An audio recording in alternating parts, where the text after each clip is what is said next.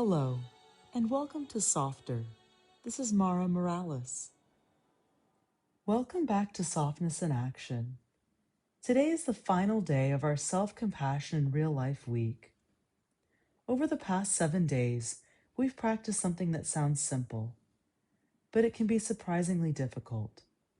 We've practiced being kind to ourselves when life is actually happening, not just when we're calm, not just when we're proud of ourselves, not just when everything is going according to plan, but in the messy, ordinary moments too. We gave ourselves permission to have hard days. We remembered that rest doesn't have to be earned. We stepped away from comparison and honored our own timelines. We offered forgiveness to the versions of ourselves who were still learning. We allowed ourselves to receive help. And yesterday, we gave ourselves permission to change our minds. Today, I want to leave you with one final practice. Stay on your own side. Think about someone you love deeply. If they made a mistake, you wouldn't stop loving them. If they were struggling, you wouldn't decide they were suddenly unworthy. If they failed at something, you wouldn't say, "Well, I guess that's who you are now." You would probably remind them of everything one difficult moment made them forget. You'd say, "This isn't the whole story. You can try again. I'm still here." What if you learned to offer yourself that same loyalty?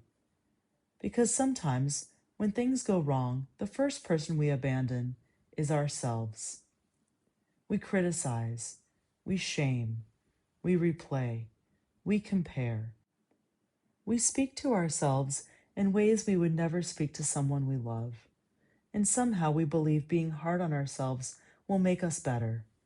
But imagine trying to teach a child to ride a bicycle by criticizing them every time they fall. You should know this by now. Everyone else can do it. What's wrong with you? Would that help them become more confident? Probably not. They'd become afraid to try. Instead, we'd help them back up. We'd steady the bicycle. We'd say, "You're learning. Try again. I've got you." Maybe that's what self-compassion really is. Not pretending we never fall. Not lowering every expectation. Not telling ourselves that every choice we make is right. It's simply deciding, I won't turn against myself when I struggle. I can hold myself accountable and still be kind. I can want to grow and still appreciate who I am today. I can make a mistake and remain worthy of love. Today's small act of kindness is this. The next time you criticize yourself today, pause. Notice the words. Then ask, if someone I loved were standing in front of me right now, what would I say to them? Say those words to yourself. Maybe it's, you did the best you could. Maybe, take a breath, we'll figure this out. Maybe, you made a mistake. You can repair it. Or simply, I'm still on your side. Kindness fuels kindness, which fuels kindness. And when you learn to become a safe place for yourself, you carry that safety into the way you love everyone around you. Now, let's slow down together. Find a comfortable position, sitting or lying down. If it feels safe, gently close your eyes. Take a slow breath in and gently breathe out. Again, breathing in and breathing out. Allow your shoulders to soften. Relax your forehead. Unclench your jaw. Let your hands rest comfortably. Now imagine yourself walking home after a very long day. Perhaps things didn't go exactly as you hoped. You said something you wish you'd said differently. Something didn't work out. You didn't finish everything. You're tired. You reach your front door, and when you open it, imagine being greeted by the kindest version of yourself. This version of you doesn't ask what you accomplished. They don't list your mistakes. They simply look at you and say, "Come in. You can rest here." Imagine stepping inside. The door closes gently behind you. For a moment, you don't have to prove anything. You don't have to explain anything. You are simply welcome. Take another slow breath. Now silently repeat, "May I become a safe place for myself. May I correct myself without condemning myself. May I stay on my own side, especially when life is difficult." Take one more slow breath in and gently breathe out. Rest here for another moment. Let yourself feel supported, not because you've done everything perfectly, but because you are human and you are still worthy of care. Then slowly begin bringing your awareness back to your body.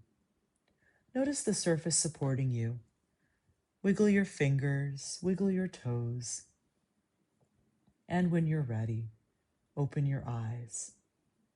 As we close this week's Softness in Action Challenge, spend a few moments with your journal. Reflect on these questions. When am I most likely to turn against myself? Which practice from this week helped me feel more compassionate toward myself? What would staying on my own side look like during my next difficult moment? And perhaps one final question. What would change if I believed I didn't have to be perfect to deserve my own kindness? You are going to make mistakes. You will have difficult days. There will be moments when you don't recognize yourself. There will be seasons when you're still figuring things out. And through all of it, you get to decide what kind of voice accompanies you. Let it be a gentle one. Before we finish today, I'd love to share one final softer story for this week's challenge. This one comes from Grace in Portland, Maine. She writes, "Dear Mara, several years ago I was going through a difficult divorce. One evening I called my older sister crying. I told her I felt like I'd ruined my life. She listened for a long time. Then she said something I've never forgotten. 'Grace, you're talking about yourself like you're someone we don't love.' I became completely quiet. She continued, 'You're still my sister. You're still funny. You're still generous. You're still the person who shows up whenever anyone needs you.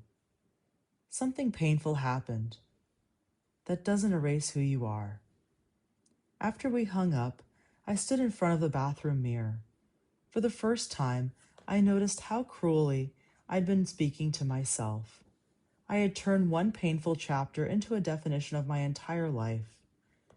So I tried something. Every morning I looked at myself in the mirror and said, 'I'm still here.' At first it felt silly. Then slowly, it started to feel comforting. 'I'm still here.' Years later, I still say this sometimes.